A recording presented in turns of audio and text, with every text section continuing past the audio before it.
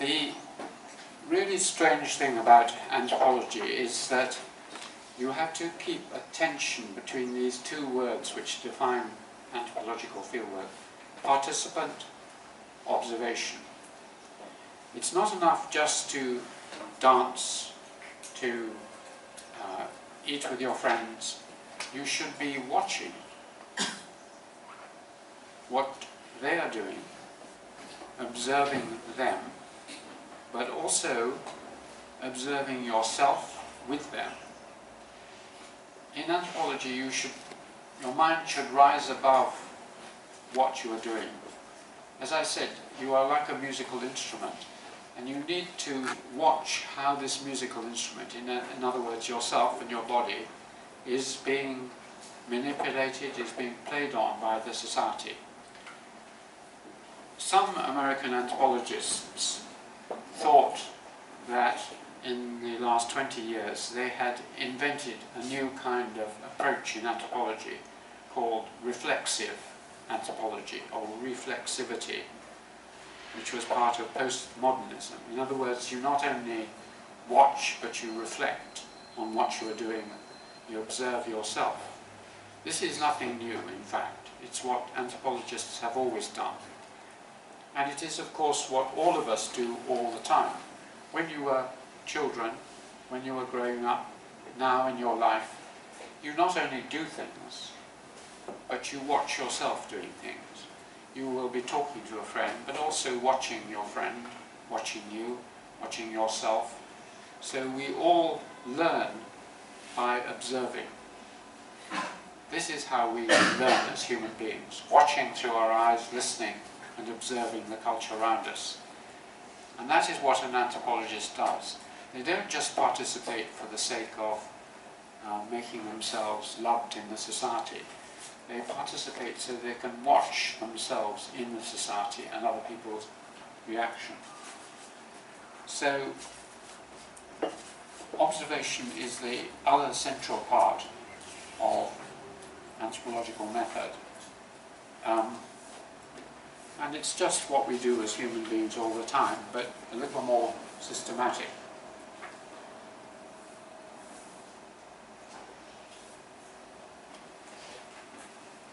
The difficulty, really, I'll just mention one or two difficulties of observation and then give you some examples. One difficulty is, how do you know what the meaning is of what you are observing? I mentioned that in relation to complex religious rituals where you are totally confused. But it is a general characteristic of anthropology. How do you get into other people's minds? When you're observing them, when you're watching a conversation, when you're having a conversation, how do you get out of your mind into their mind? How do you begin to observe the world through their eyes, not just through your eyes? This is really the most difficult part of anthropology, because you have to get away from your own mind into someone else's mind. And in many ways it seems impossible.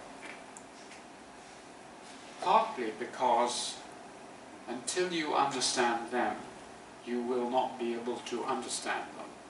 What I mean is, you have to... The only way you learn anything from someone else is if you already know part of the answer. You have to guess. For instance, if you are talking to someone in most societies, if I'm talking to you as Chinese, if you, in a few seconds, realize I know nothing about China, I'm completely ignorant, you won't tell me anything. There's nothing to share, there's no point. I'm a boring foreigner who doesn't understand your culture. Why should you bother to tell me anything? But if I say, well, I've been to this part of China, that part of China, I know a little bit already, you will become interested. You want to extend my knowledge a bit. So in fieldwork, what you have to do is gradually, as you begin to understand one thing, you then guess another thing, and then you talk to someone. And if you have half guessed it right, they will confirm it or change it. And so basically, if you half know the answer, you may get the full answer. If you don't have any knowledge, you'll learn nothing at all. And I'll give you an example that has always struck me of this. That is, when I first went to this village, I'd already done a PhD in Oxford on the history of witchcraft. Do you know what witchcraft is? Magic and witches, people who fly through the air on broomsticks, make magic spells. Well, I'd done work on this and I was writing a book on it. When I went to the village in the Himalayas, I was interested in the subject, but I had read the book of a young French anthropologist who had been there before, and in his very good book, it was an excellent book, but in it he said, these people don't believe in witches. There is no such thing as witchcraft beliefs in the village I'm working in, which was nearby. So I thought, well, he's got everything else right. I can trust him on this. These people don't believe in witches, so I don't need to ask about that. So I left that aside. By chance, what we call the proof copies, that is the copy which I have to correct before a book is published, of my book on witchcraft, came to me in the field. So I was just checking this book when one of my closest friends, who was the son of the shaman, came in, and he saw me doing it. And he said, "What are you doing?" And I said, "Well, it's a bit difficult to explain because you don't have this belief of witchcraft. But we in England, 200 years ago, believed there were these old women who could mutter in their breath, under their breath, and make you ill and kill your children and so on." And he said, "Of course, what do you mean? We have that too." Now what had happened was, firstly he realized I understood something about the subject, because I was writing a book on it. Secondly, that we British, who are intelligent, rational people, also in the past had believed such things, so he wasn't ashamed of it. So he then proceeded to tell me all about witchcraft in his society. So if I had not known something about the subject and accidentally asked about it, then none of this would have come out.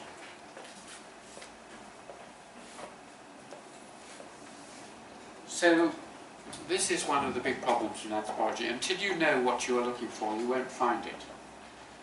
But you don't know what you're looking for until you find it. So you're constantly going around in circles. And it is also one of the big problems in anthropology, because if you are a historian or an archaeologist or a sociologist, you go to your materials and you look for answers to a particular question. In anthropology, you really don't know what your questions are. You have so many questions, and you don't know which bit of evidence that you find will be really valuable, and which of it will later be useless. Everything is interconnected. If you don't observe this, you may have missed the vital clue to what you need. So anthropologists on the whole do something very odd, which is that they gather as much information about as many subjects as possible. They do this partly, as I mentioned, because they don't know what really will be valuable when they come back to their culture and start writing their books. They also do it because they know that they are not only observers, but they are the historians of that culture. In many of the cultures they work in, they are the only people who will write an account of it, who will take photographs, who will take films. Therefore, they have a responsibility to collect material which will be useful to the future. This puts them in a very different position to historians or archaeologists. If the anthropologist does not note it down or film it, no one will. It'll be gone. So part of the project which we are doing with Professor Xu Jun here is to encourage you as students to learn a little bit about anthropology, be interested maybe to be an anthropologist, and then to go out and document these worlds which are disappearing all through Sichuan, Yunnan. And if you don't collect the material, no one will. They'll be gone. 20, 30 years disappeared. So there is a lot of responsibility to collect materials. And we can talk further about that if you would like to. The plan is, after I've shown you the last films about observing, is then to have lunch. And then if any of you would like to come back at, say, 2 o'clock, it'll be easier if there are fewer people, and then you can ask me questions and we can discuss things. This is just a lecture, but if any of you would like to do that after lunch, 2 o'clock, you can do that. And then if one or two of you get really interested in this idea of fieldwork, would like to practice it, we can discuss the possibility of you going to this village in Nepal, because one of our plans is to set up a mechanism so that students can go from here to the Himalayas and look at the society I'm describing, although it has changed greatly. So I'll end now by looking at 2 films on observation.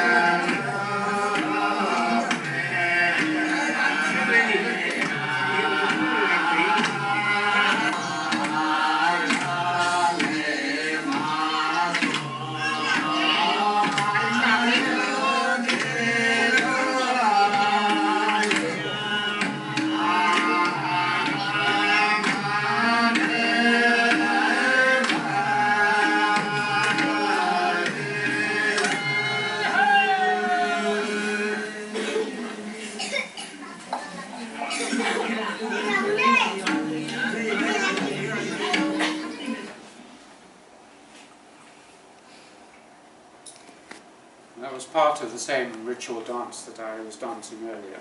As you see, I was filming very close up the girls dancing over the top of me. I was observing them, observing me, and Sarah was observing the ritual. And here, a little bit of observation of my sister is making a sitting map which she is weaving out of straw.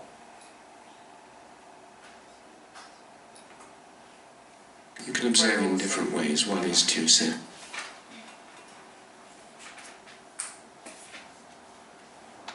Making this rice mat. How often do you make them? How long do they last? What are they used for? And sometimes, if it's a good relationship, they will ask you questions back. What do you sit on in England? Do you have these things? What do you put on the ground? And so you fill in questions about their various activities. You can ask them about their agriculture and their beating maize. How much maize did you get from a certain field? Was it a bad? So I'm talking to her and asking her what she's doing at the same time. She's actually beating maize to get the little bits of the maize off the cob.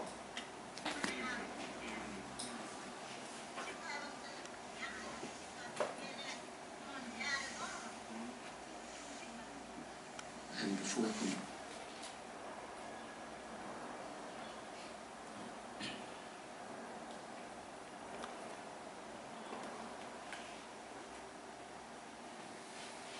setting up the thread before the weaving.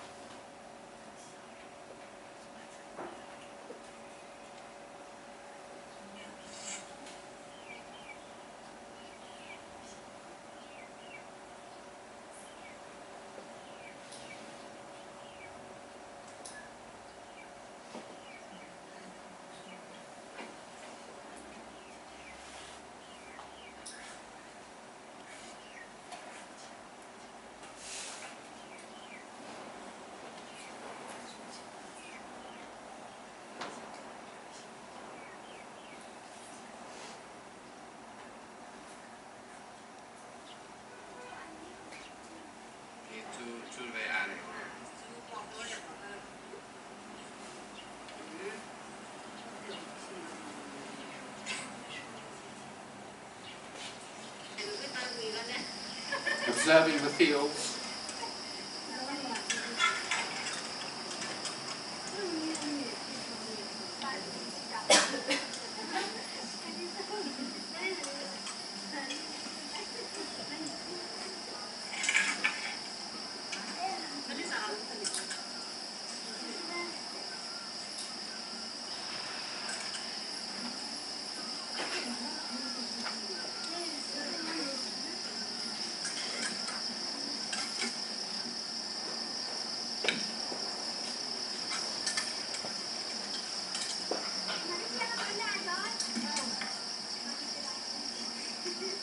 The workers are being given a picnic in the middle of the day, a small meal.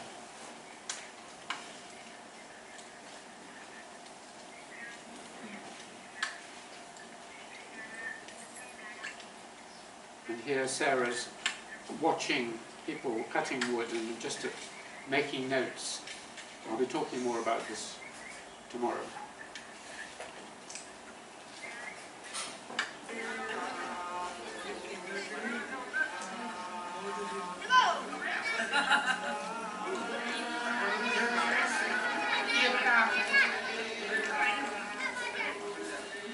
Again, watching and observing and taking a few notes.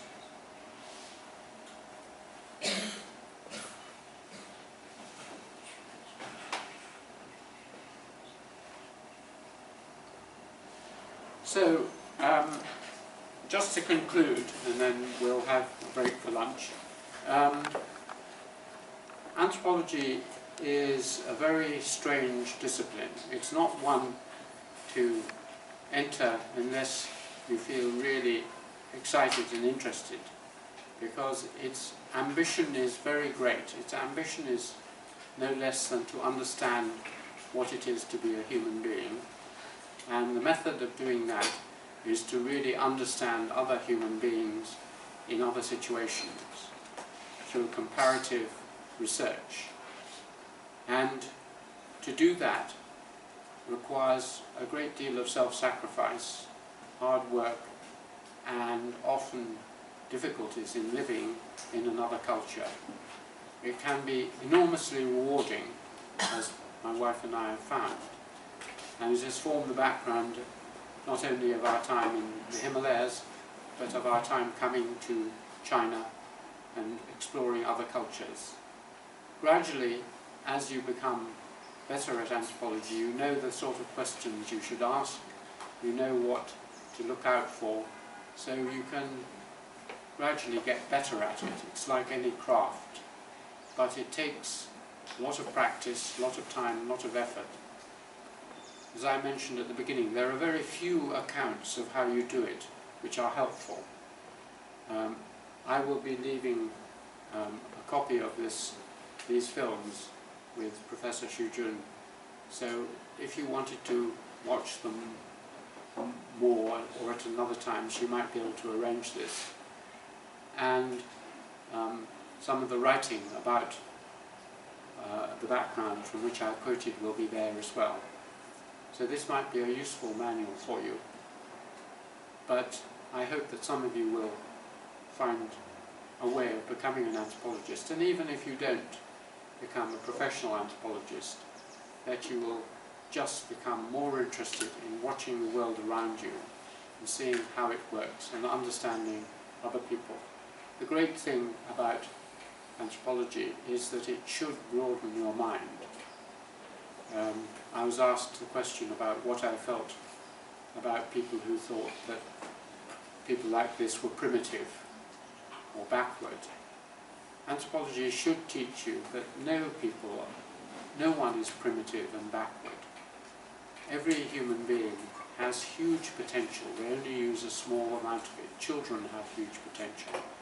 And there is no way in which people in this village that I'm describing to you are less intelligent, have less feelings, have less of a sense of humour, and are lesser human beings than you or I. What you learn from anthropology is that human beings anywhere are very similar. They may do different rituals, they may wear different clothes and eat different foods, but basically their character is very uniform. 90% of it is similar, 10% is cultural variation. So anthropology should teach you respect for other cultures. Unfortunately, most people in most positions of power in the world have not been trained in anthropology. I hope Xi Jinping had a degree in anthropology so that he can rule your country wisely. Certainly George W. Bush didn't have a degree in anthropology. So thank you very much for listening, and those who'd like to come back at 2, you'd be very welcome to do so.